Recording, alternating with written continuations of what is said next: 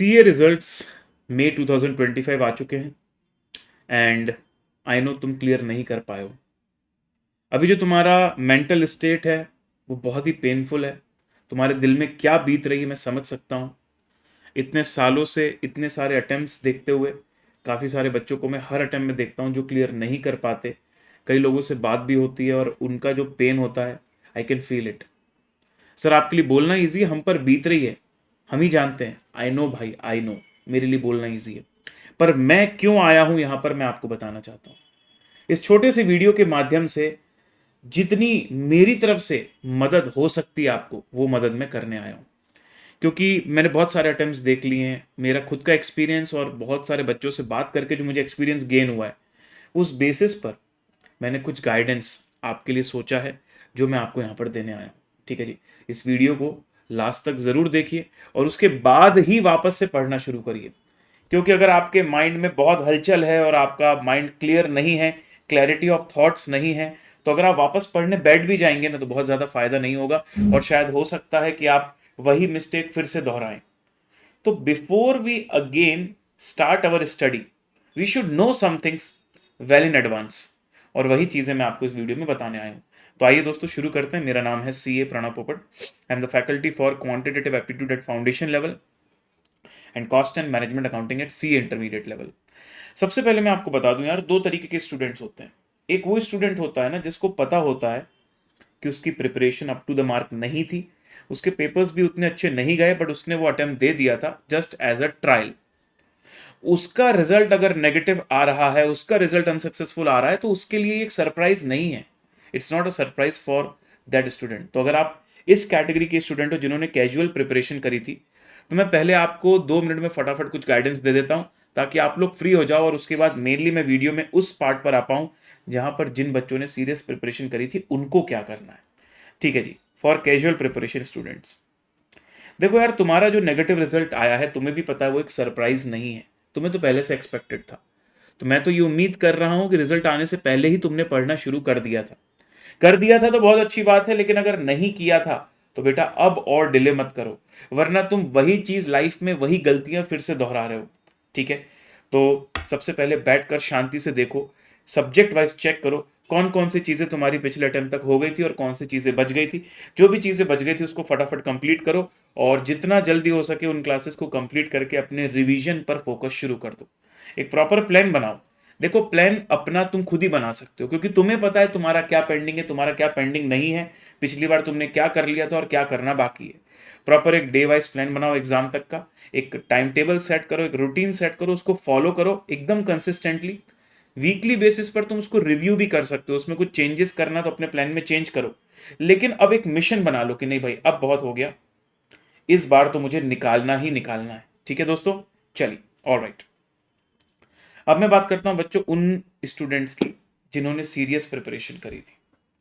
Sir हमने खूब मेहनत करी, सर हमने सब कुछ करके गए, एग्जाम से पहले, क्लासेस के दौरान, एग्जाम के दौरान, हर मोमेंट पर हमने अपना बेस्ट देने की कोशिश करी सर, उसके बाद भी हमारा रिजल्ट नेगेटिव आया, ऐसे कैसे हो सकता है सर।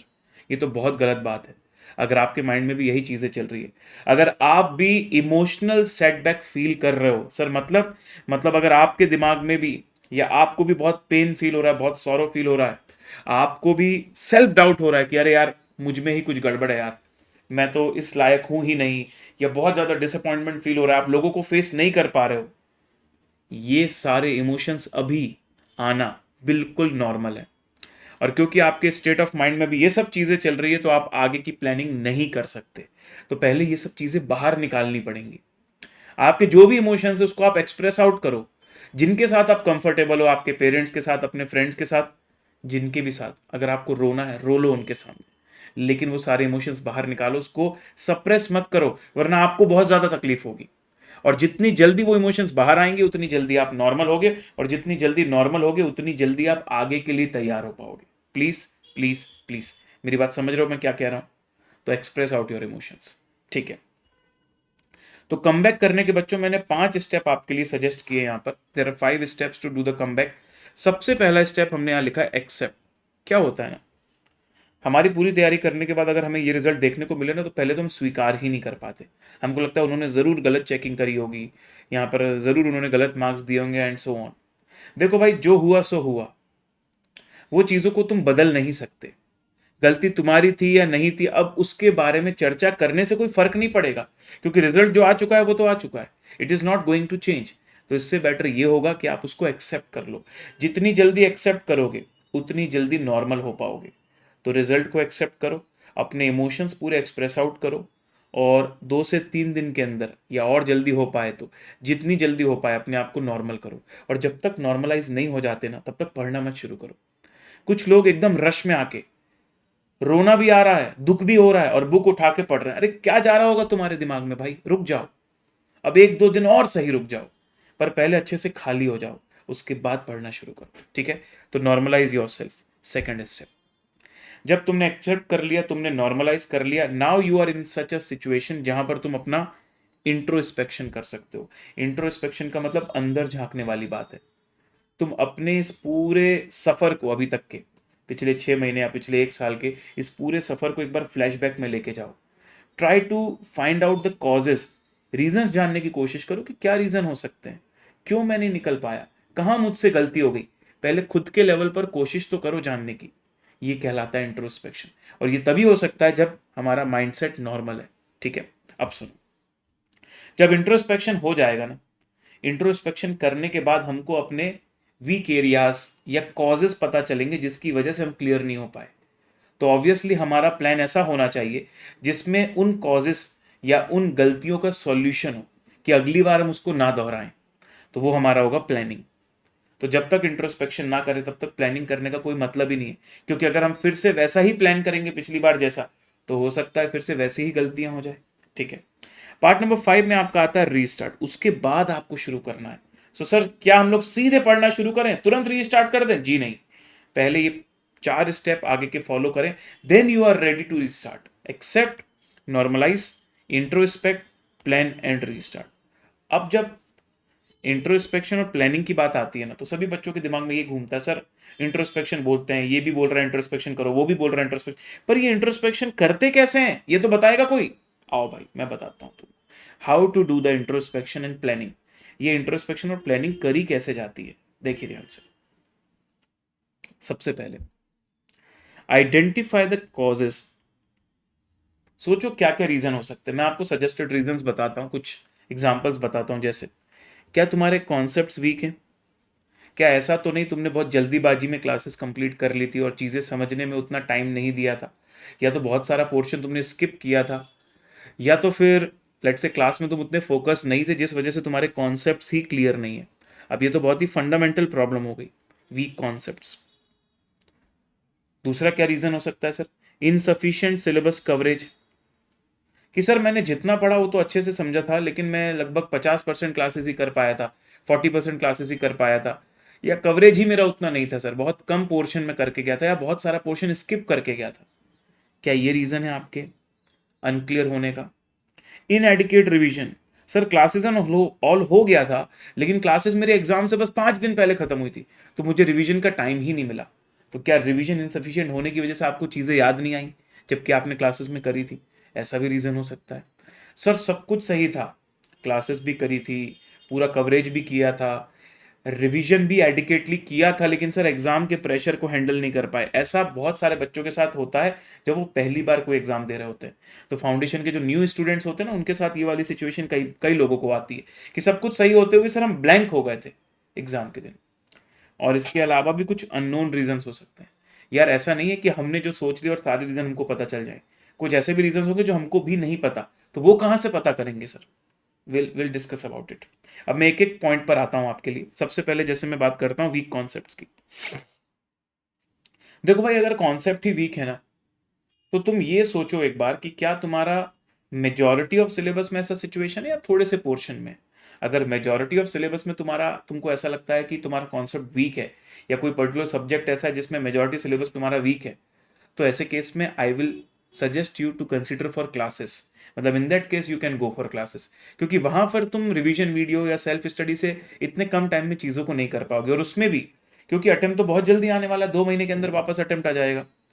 तो you can only go for the exam oriented batch, क्योंकि तुमने एक बार एग्जाम दे दिया है तो एकदम सब कुछ नया नहीं है। तो yes, for the repeaters exam oriented batches are fine, चाहे फाउंडेशन लेवल पे हो आप या इंटरमीडिएट लेवल पर हो, you can go for that. अच्छा, अब जब मैं एग्जाम ओरिएंटेड बैच बोल रहा हूँ तो इसका मतलब ये नहीं सारे सब्जेक्ट को पढ़ो। अगर जिन सब्जेक्ट में कॉन्सेप्ट वीक है सिर्फ उस सब्जेक्ट में, बाकी जगह पर नहीं।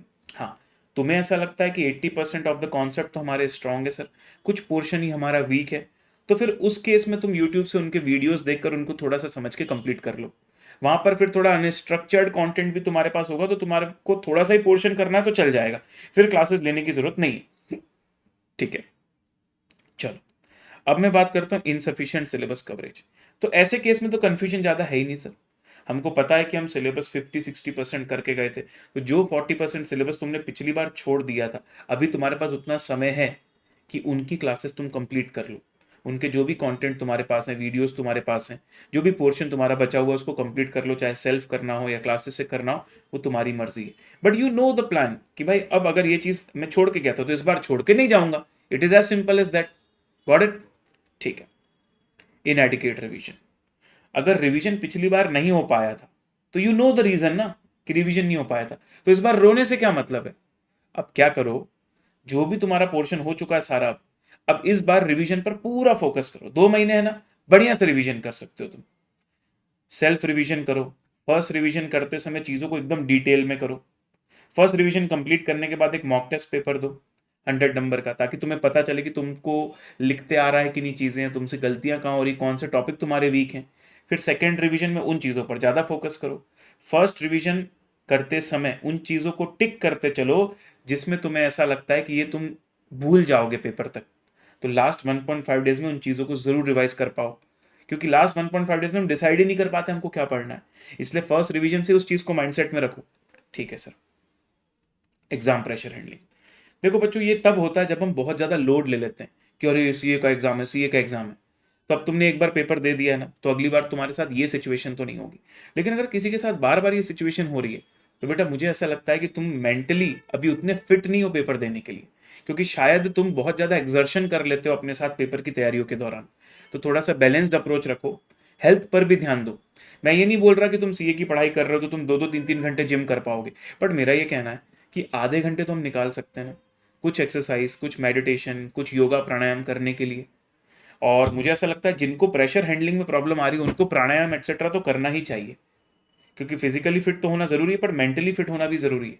और कुछ नहीं कर पा रहे हो ना, तो भाई आधे घंटे का ब्रेक लेके वॉक करने चले जाओ। मतलब दिन भर घर में मत बैठे रहो, दिन भर बस पढ़ाई पढ़ाई पढ़ाई पढ़ाई पढ़ाई, घर में बैठे हुए, बाहर भी फ्रेश एयर तो लो थोड़ा। तो फिर क्या होगा ना, इतना ज्यादा प्रेशर बिल्डअप नहीं होगा, थोड़ा सा रिलीज भी होता रहेगा बीच में। ठीक है sir. Unknown reasons, unknown reason sir मतलब हमें ही नहीं पता कि हम क्यों नहीं निकल पाए, सब कुछ तो सही था सर। ऐसे केस में मैं तुमको बोलूंगा कि जिन सब्जेक्ट्स में तुमको ऐसा लग रहा है कि तुम्हारे बहुत कम मार्क्स आए जिनकी वजह से तुम क्लियर नहीं कर पाए, उनकी सर्टिफाइड कॉपीज आरटीआई के थ्रू बुलवाओ। यूट्यूब पे बहुत सारे वीडियोस मिल जाएंगे कि आरटीआई से कॉपीज मिलवाने की प्रोसेस क्या है, तो वो तुम देख लेना। बट कॉपीज जल्दी से जल्दी बुलवा लो, क्योंकि कॉपीज आएंगी फिर तुम्हें समझ में आएगा कि तुम गलतियां कहाँ कर रहे हो। कई बार कुछ बच्चों से मैं मिला और उनको ये पता चला और उनकी सर्टिफाइड कॉपीज मिलने के बाद कि वो बहुत सिली मिस्टेक्स करते हैं। शायद उन्होंने मॉक टेस्ट पेपर एक्सेट्रा दिए नहीं थे तो उनको पता ही नहीं था कि उनसे ये भी गलतियां होती हैं। और भी रीजन हो सकते हैं जो आपको आपकी कॉपीज देखकर पता चलेंगे। कॉपीज बुलवाने से रीवैल्यूएशन नहीं होगा, बट आपको तो फायदा होगा ना, आपको तो पता चलेगा कि आपने क्या मिस्टेक्स करी और कहाँ कितने नंबर क्यों मिले हैं। ठीक है, तो इस तरीके से आपको सारे इंडिविजुअल कॉसेस को समझना है। आपके लिए क्या एप्लीकेबल है वो आप ही जानते हो, मैं नहीं जानता। आपकी जर्नी कैसी थी वो आपको पता है, मुझे नहीं पता। पर मैंने आपको कुछ ऑप्शंस बता दी कि क्या क्या जनरली रीजंस होते हैं, what are the generally reasons जिसकी वजह से बच्चे नहीं निकल पाते। ठीक है, अब क्या करो तुम, ये जितने भी कॉजेज तुमको लगते हैं कि तुम्हारे ये कॉजेज हैं, तुम उनको आइडेंटिफाई करो और ये भी देखो कि तुम उसको सॉल्व कैसे कर सकते हो। जैसे मैंने तुमको गाइड किया ना कि क्या क्या तरीके से सॉल्व कर सकते हो, तो तुम उसको सब्जेक्ट वाइज लिखो। कि जैसे मान लो फाउंडेशन है तो अकाउंटिंग लिखा, अकाउंटिंग में तुम्हारे से क्या मिस्टेक हुई थी और उसके बाद देखो कि इस बार तुम्हें उसके लिए क्या करना चाहिए। ऐसे करके सब्जेक्ट वाइज पूरा लिखो। ये पूरा प्लान तुम्हारा हर सब्जेक्ट का बनना चाहिए भाई। और ये करने के बाद अब तुम्हें पता चल गया है कि तुम्हें कौन कौन सी चीजें करनी है। देखो तुमने अपनी गलतियां देखी, उनके सॉल्यूशंस तुमने सोचे, और अब सॉल्यूशन सेट तुम्हारे सामने और अब तुम्हारे पास टाइम है। तो इस टाइम में उन चीज़ों को तुम्हें अलोकेट करना है। वो तभी हो पाएगा जब तुम प्रॉपर अपना वीकली या डेली प्लान बनाओगे कि इतने दिन से इतने दिन ये करूंगा, इतने दिन से इतने दिन ये करूंगा, and so on till exams. इसके साथ साथ तुम्हें यह भी ध्यान रखना है कि तुम्हें एक बहुत ही डेडिकेटेड टाइमलाइन रखनी है कि भाई मैं अगर क्लासेस कर रहा हूं तो इस डेट तक मुझे क्लासेस खत्म कर देनी है। प्रेफर करो रिकॉर्डेड क्लासेस एग्जाम ओरिएंटेड में, ताकि तुम अपने पेस पे चीज़ों को फटाफट कर पाओ। ठीक है। Number of weeks for the first revision, decide कर लो कि फर्स्ट रिवीजन कब तक खत्म करना है, और उस डेट तक खत्म करना ही पड़ेगा। स्पीड बढ़ाओ उसके लिए, अगर स्पीड बढ़ानी पड़े तो। मॉक टेस्ट पेपर दो फर्स्ट रिवीजन करने के बाद, क्योंकि फर्स्ट रिवीजन के तुरंत बाद सेकंड रिवीजन करने का मतलब नहीं है। फर्स्ट रिवीजन करने के बाद अपने आप को टेस्ट भी करना जरूरी, ताकि पता चले कि कौन से एरिया पर सेकंड रिवीजन में ज्यादा फोकस करूं मैं। ऑलराइट सर, अकॉर्डिंगली तुम्हें तुम्हारी प्लान बनानी। ठीक है। अच्छा, अब ये जो मैंने तुमको बातें बताई ना, ये सब कुछ तुम्हें सब्जेक्ट वाइज करना है। तो या तो तुम एक नोटबुक लेके एक एक पेज एक एक सब्जेक्ट का बना लो एक रजिस्टर में, या तो अगर तुम टेक सेवी हो तो तुम गूगल शीट में ये प्लान बना सकते हो, ताकि जब तुम्हें चेंज करना हो तो तुम अकॉर्डिंगली चेंज भी कर सकते हो। ठीक है।